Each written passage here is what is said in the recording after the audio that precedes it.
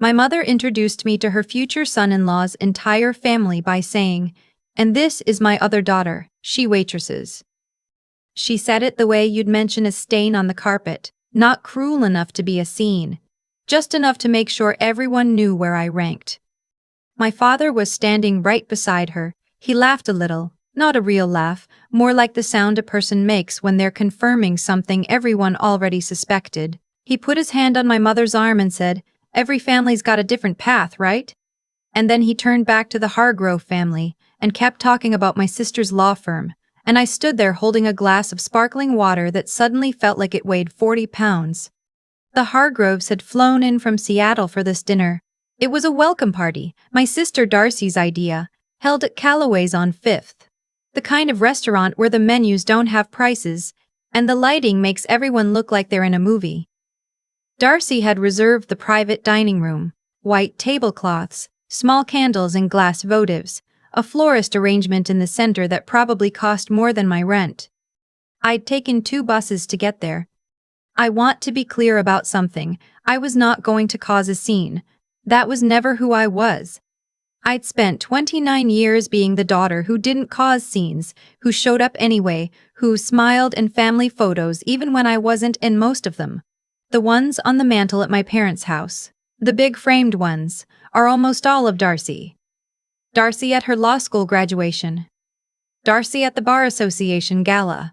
Darcy on a beach in the Maldives with her then-boyfriend, who is now her fiancé, whose name is Garrett Hargrove, and whose father was standing 6 feet from me when my mother described my life's work as something you do between auditions.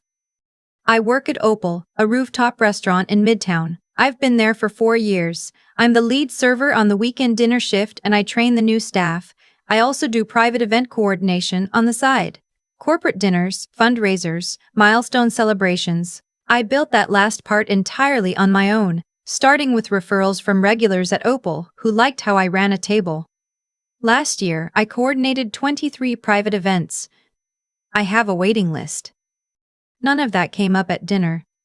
What came up was Darcy's recent promotion, her new apartment in Tribeca, her upcoming honeymoon to Amalfi. I sat at the far end of the table, not the kids' table, but close enough, and I ate my sea bass and I nodded when people looked my way, and I did not say anything about the fact that I had coordinated an event almost identical to this one 3 weeks earlier, for a hedge fund partner's retirement dinner at a restaurant 2 blocks from where we were currently sitting.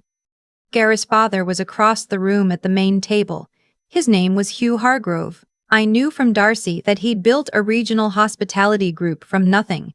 He'd started with one diner in Tacoma in his early 30s, and now the Hargrove Group ran 14 properties across the Pacific Northwest, plus 2 hotels. He was the kind of self-made person who looked like it, not flashy, but solid, steady. The kind of person who watches a room instead of performing for it. I noticed him watching me once, early in the evening. I didn't think much of it. The moment that I think about, the one I've replayed probably 100 times, happened about an hour into the dinner, when I reached across the table to pass the bread basket and the sleeve of my blazer slid up. I have a scar on the inside of my left forearm. It's about 3 inches long, thin and pale now, but visible if you're paying attention. I got it 18 months ago, on a Tuesday night in November, outside the service entrance of the Meridian Hotel on West 46th Street. I had been coordinating a corporate dinner there, a pharmaceutical company's annual leadership retreat, 42 guests, 7-course tasting menu.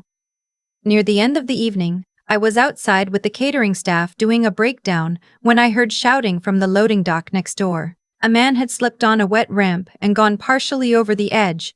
It was about a 6-foot drop onto concrete. He was holding on with one hand, and the dock worker with him was panicking instead of helping. I didn't think. I ran over, grabbed the man's wrist with both hands and pulled. He came up and over. We both landed hard. My arm caught the metal edge of the dock ramp on the way down. The cut needed 11 stitches. The man I pulled up was shaken but fine. He thanked me about 4 times, asked if I was all right, insisted on calling for help. The dock worker got us both some paper towels. It was loud and chaotic for about 10 minutes, and then the man said he had to get back inside. that he was late for something, and I said I was fine, I had to get back too, and we went in opposite directions. I never got his name. I never told anyone at the Meridian what had happened. I patched myself up in the staff bathroom, finished the breakdown, tipped out my team, and took a cab home because my arm was throbbing too badly to manage the subway. I told my doctor the next morning that I'd cut myself on a metal shelf in the storage room.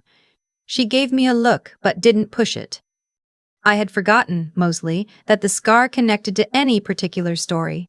It had become just a scar, a thing on my arm. So when I reached for the breadbasket and my sleeve slid up, and I glanced across the room and saw Hugh Hargrove go very still, I didn't understand what was happening.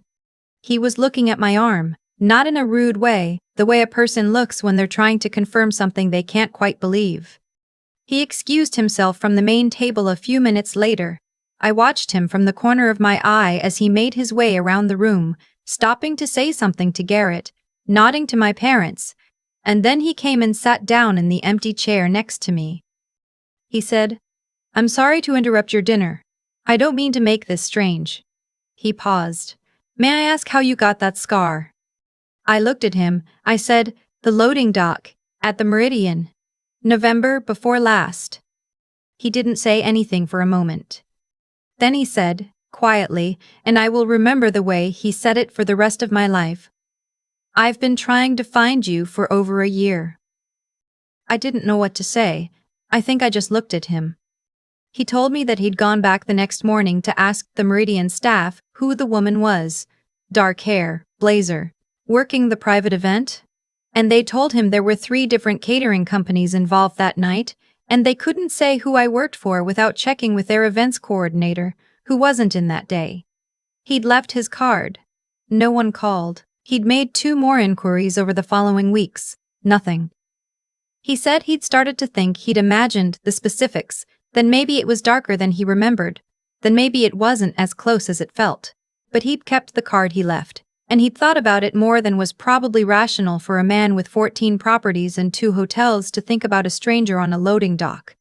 He said, "You just left. You didn't give your name. You didn't ask for anything." I told him I had to get back to my event. He smiled at that. He had a good smile, the kind that takes a second to arrive and means something when it does. He said, "What is it that you do?" And this was the part I hadn't planned for. This was the moment where, if I'm honest, something in me just got very tired of the performance. The polite smallness of it. The version of myself I'd been performing all evening. The waitress, the other daughter, the one with the different path. I said, "I coordinate private events, corporate dinners, fundraisers, milestone celebrations. I work out of New York primarily, but I've done work in Philadelphia and Boston. Last year I did 23 events. I have a waiting list." He looked at me for a moment. He said, "Are you taking new clients?"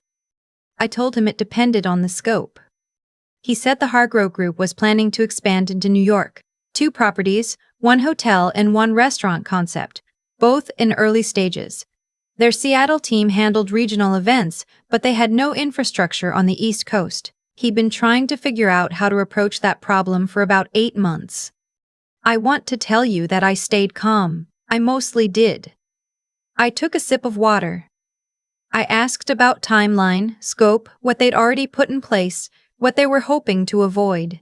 He answered everything directly, without the particular vagueness that people use when they're not serious. He was serious. By the time dessert was served, we had exchanged cards and agreed to a formal introductory call the following week. I looked up from my phone. I'd been typing a note to myself, and I happened to catch my mother's eye from across the room. She had been watching us for the last several minutes, I realized. She had that expression on her face, the one she gets when she's trying to recalibrate, when something doesn't fit the story she's been telling herself. She looked at me, then at Hugh Hargrove, then back at me. I smiled at her. I don't know exactly what kind of smile it was. I'd like to say it was gracious. I think it might have been something closer to honest. Darcy found me in the hallway near the coat check at the end of the night. I was waiting for my jacket. She touched my arm, the right one, not the left. And she said, "What were you and Garrett's dad talking about?" I told her we'd just been getting acquainted. She looked at me the way she used to look at me when we were kids, and she suspected I'd found the Christmas presents early. "He kept laughing," she said. "You were talking for like 40 minutes. I said, "He's very easy to talk to." She started to say something else, and then the coat check attendant came back with my jacket, and I thanked him, and I hugged Darcy, and I told her the dinner was beautiful, and I meant it. I kissed my mother on the cheek. I shook my father's hand, which is a thing I started doing a few years ago when handshakes started feeling more honest between us than hugs. My father said, "Good to see you, sweetheart." He said it the way he always says it. Warm enough to mean something if you wanted it to. Vague enough to cost him nothing. I said, "You too."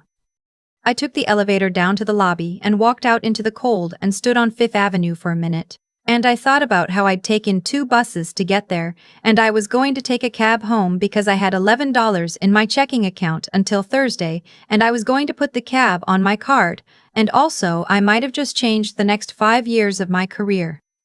That was a Wednesday. The call with Hugh Hargrove was the following Tuesday. He had his operations director on the line, a woman named Faye. Not from my list, she came with the Hargrove Group, and a project manager I'll call Dean for reasons of confidentiality. The call was supposed to be 45 minutes. It was 2 hours and 10 minutes. At the end of it, Hugh asked if I could come to Seattle the following month to meet the full team. I said yes. I did not tell my parents, I did not tell Darcy. I coordinated 4 events in February, flew to Seattle on a Thursday, met the Hargrove Group team on a Friday, flew back Saturday morning, and worked a private dinner Saturday night at Opal, because I had a commitment, and I keep my commitments. In March, I signed a consulting contract with the Hargrove Group for their New York expansion. It was the largest contract I have ever signed. It was more than I made in the previous 2 years combined. I told one person, my friend from college, Blythe, who drove to my apartment with a bottle of champagne and cried a little, which made me cry a little, and then we sat on my kitchen floor and talked for 3 hours about how strange and sideways life moves sometimes. My mother found out 6 weeks later, not for me. She found out because the Hargrove Group issued a press release about their New York expansion, and it named their East Coast event consulting partner, which is my company, Sutton Events, LLC, which I incorporated 2 years ago and which no one in my family has ever asked about. A client who follows the hospitality trade press forwarded it to someone, who forwarded it to someone, who forwarded it to my aunt, who sent it to my mother, with the message, "Is this your daughter, Mara?" My mother called me on a Thursday evening. I was in the middle of a venue walkthrough and I let it go to voicemail. She left a message that was 40 seconds long and said, essentially, that she had seen some news, that she was proud of me, that she wished I had told her. I called her back 2 days later. She asked why I hadn't said anything. I told her as gently as I could that there had never been a moment when it felt like the information would be received well. I told her I remembered the dinner at Callaway's. I told her I remembered the bread basket. She was quiet for a moment. She said, "I didn't mean it the way it sounded." I told her I believed that she believed that. There was a long pause. She said, "Your father would like to take you to dinner." I said I would check my calendar and get back to her. And I want to be clear that I said this without anger, just with the plainness of someone who has decided to stop performing smallness. I told her that I'd appreciate it if, going forward, she introduced me by my name. She said she would. I don't know if she will. I think she means to. I think meaning to and doing are 2 different things, and I've spent enough of my life waiting for that gap to close on its own, to know that it doesn't, not without someone deciding it has to.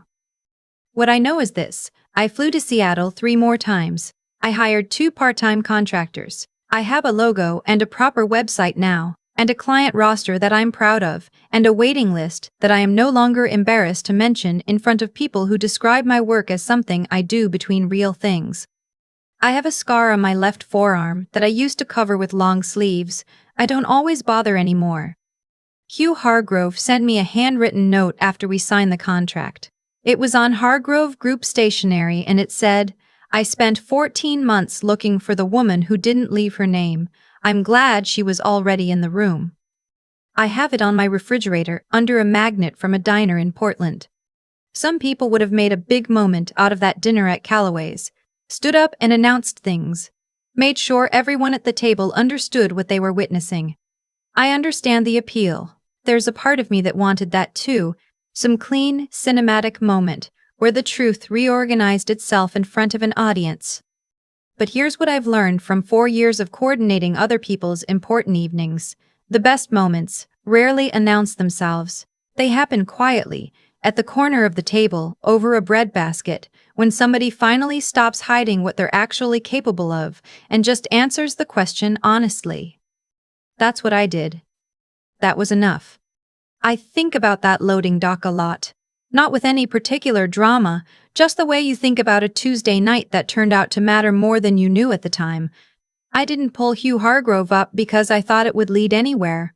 I didn't even stay long enough to learn his name. I had an event to finish, and a team waiting on me and 11 stitches worth of adrenaline in my arm, and I went back inside, because that's what you do when you've made a commitment to someone's evening. That's the part I keep coming back to. The doing the right thing anyway part. Not the outcome, the choice itself, made in about 3 seconds on a wet dock in November with nobody watching. That's the only version of integrity I've ever been able to trust. The kind that happens when there's no audience and no upside. And you do it because not doing it isn't something you're willing to live with. I spent a long time thinking that being overlooked was just my condition, the other daughter, the one with the different path. And I won't pretend that didn't cost me something, it did. There are years of family dinners I sat through performing smallness because the alternative felt like more energy than I had. But somewhere in those same years, I was also quietly building something. Learning the logistics of a well-run evening. Building trust with clients one referral at a time. Incorporating an LLC that my own mother didn't know existed. Not because I was being secretive. Because I had stopped waiting for permission to take myself seriously. That's what I wish someone had told me earlier, that intelligence isn't only the kind that gets framed on the wall, it's also the kind that figures out how to get from point A to point B when nobody's handing you a map. It's reading a room, it's knowing what a client needs before they say it, it's building something real out of what you actually have, instead of waiting for the conditions to be better. And the not giving up part, I don't know what else to call it except stubbornness with better posture. There were months when I coordinated events on weekends and trained staff during the week and took 2 buses home at midnight and woke up the next morning and did it again. Not because I knew it would lead to a contract with a hospitality group out of Seattle. I didn't know that. I just knew that stopping would mean agreeing with the story my family had been telling about me, and I wasn't willing to do that. Hugh Hargrove didn't give me anything I hadn't already built. He just happened to be in the room when I stopped covering my arm. I think that's how it usually works. The recognition finds you eventually, but only if you've been doing the work in the years when nobody was looking. Only if you chose, over and over, to act like your work mattered even when the people closest to you treated it like a footnote. Darcy's wedding is in the fall. I'm going to wear something with short sleeves.